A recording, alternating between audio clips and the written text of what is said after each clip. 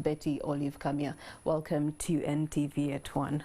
Thank you. Thank you for inviting me. It's a pleasure. Let's start off by helping us to understand what are the current problems and challenges that are facing your office in fighting this vice in Uganda.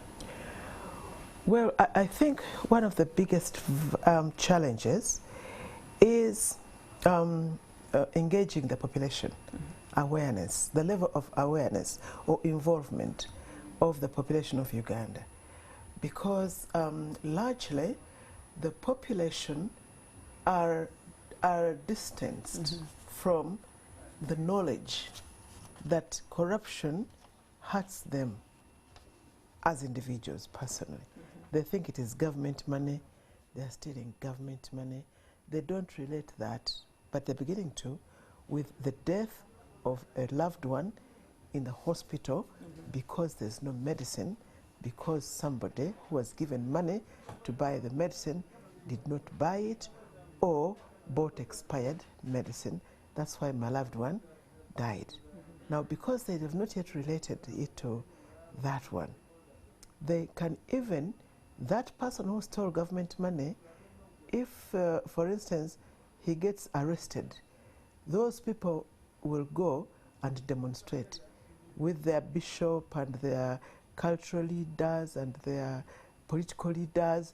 They go on the streets to demonstrate, please leave our son or our daughter, forgive him, because they do not relate that his action directly impacts them as people.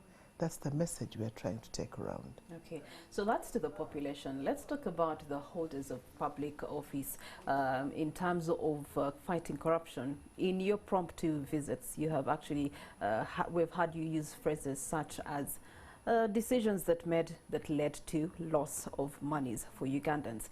And so in regards to the loopholes that do exist, what are the loopholes that exist between decision making and this money that is lost in corruption? The loopholes actually are also, I think, a cultural issue. That, and people are always complaining, where are the big fish? And my answer has been, or my research and findings are, that the big fish do not leave enough evidence to be netted. So you cannot take a big fish to court and get them apprehended on a mere suspicion or allegation, as they call it, allegation. So people have to learn that if somebody gives you instructions to go and get money, the instruction should be in writing. And when you bring the money from the bank and give it to them, they should sign for it. So those little things that people, out of good behavior, how can I ask my boss to sign? They end up shouldering that big burden. And so we don't end up getting the big fish. So we need a cultural change where people should know that acknowledgement, written acknowledgement, is a very important factor in management, or written, or things in black and white are very important in management of public resources. We have seen your office using impromptu visits. Is this a strategy to actually get the big fish, quote unquote? Yeah, in a way, yes, it is a strategy because one, previously, I think for a long time, the Office of the Inspectorate of Government or the Inspector General of Government was more of a post-mortem department in health management, where you wait for the person to die, then you find out. Or in the case of corruption, you wait for the corruption to take place, then you start investigating and prosecution. That's why prosecution became a very important factor in fighting corruption. But what we are saying is that you can even prevent through spot checks. When people begin to think that you can, like inspectors, the traditional inspector does not wait for a misdemeanor. They go there to ensure that things are moving as they should in order to prevent the misdemeanor. So this is the new strategy that we are adopting. We shall be doing a lot of spot checks where you come unexpected, without notice, and check things out and take documents on hand. I don't want to write to you and say, please send me your staff list. No, I want to come here and say, give me your staff list, because they talk about inflated payrolls and things like that. And finally, Africa Anti-Corruption Day. To us here in Uganda in the new financial year, how do we intend to kick corruption out of our country?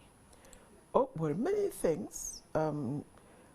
It's not going to happen in one day, but we need to have the right strategies in place.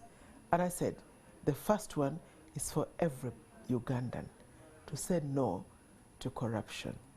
In your space, fight corruption.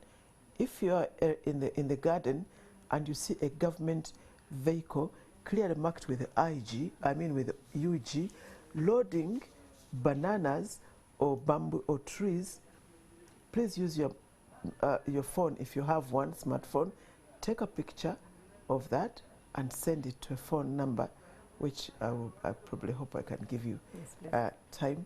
So we're asking everybody to be an inspector of government in your space. An example are the people who fought the war on social media. We don't know them. Well, they never ask for anything. And there's corruption in Entebbe Airport, the potholes in Kampala. Some people took ownership of the war and got results. Okay. That's why so how can people reach out to your office to share these pictures and tell their stories of the corruption that they're facing through the different offices of public service they engage with? Actually, I have, we have a WhatsApp number, which I don't have. I think I have it here. The WhatsApp number is 0707 721146. You can reach out to the IGG's office on 0707 721146. We also have an email number. The email that you can send to is complaints@igg.go.ug. complaints@igg.go.ug. All right. Okay, so if everybody knows that my neighbor is my keeper as well, then they will not be building that mansion which they can't afford. They will not be buying that car which they can't afford. They will not be stealing that money. They will not be selling that forest. Everybody knowing that my neighbor is my keeper will fall in line. All right. Thank you so much, Honorable Olive Beti Kamya, for those words of wisdom. You can be a brother's keeper and help Uganda and the office of the IGG kick corruption out of our